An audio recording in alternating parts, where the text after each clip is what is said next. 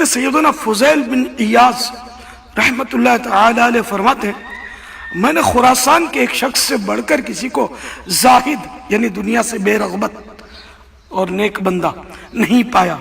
وہ مسجد حرام میں میرے پاس بیٹھا ہوا تھا، پھر جب طواف کرنے کے لیے اٹھا تو اس کے دینار چوری ہو گئے، وہ رونے لگا۔ میں نے کہا کیا دیناروں کے لیے رو رہے ہو؟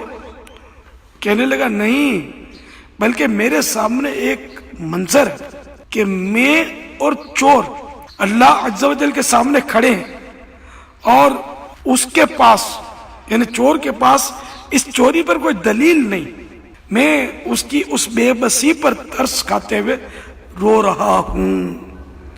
اللہ اللہ، اللہ کے نیک بندوں کے عفو درگزر کے بھی کیا معاملات ہیں۔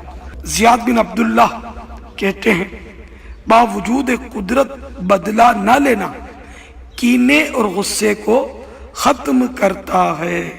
اے عاشقان رسول، دیکھا آپ نے مسلمانوں کی خیر خواہی کا جذبہ، ہمارے اسلاف مرحبا، کاش ہمیں بھی یہ جذبہ نصیب ہو جاتا کہ مسلمان کی دنیاوی پریشانی دیکھ کر بھی ہمیں ہمدردی کے جذبات محسوس ہوں اور ان کے کام آنے کی سعادت ملے، بلکہ آخرت کی پریشانی کے تعلق سے بھی ہمیں کسی کے بارے میں دل جلانا چاہیے۔ کوئی مسلمان اگر گناہ میں ہو تو اس کے لیے دل جلانا چاہیے کہ اس بیچارے کا آخرت میں کیا ہوگا، اور اپنے آپ کو بھی بھولنا نہیں چاہیے کہ میرا کیا بنے گا، لیکن دوسرے مسلمان کی بھی خیر خواہی ہو۔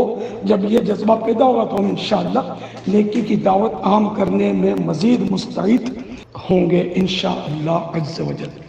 صلو علی الحبیب صلی اللہ تعالی علی محمد۔ مدنی چینل دیکھتے رہیے۔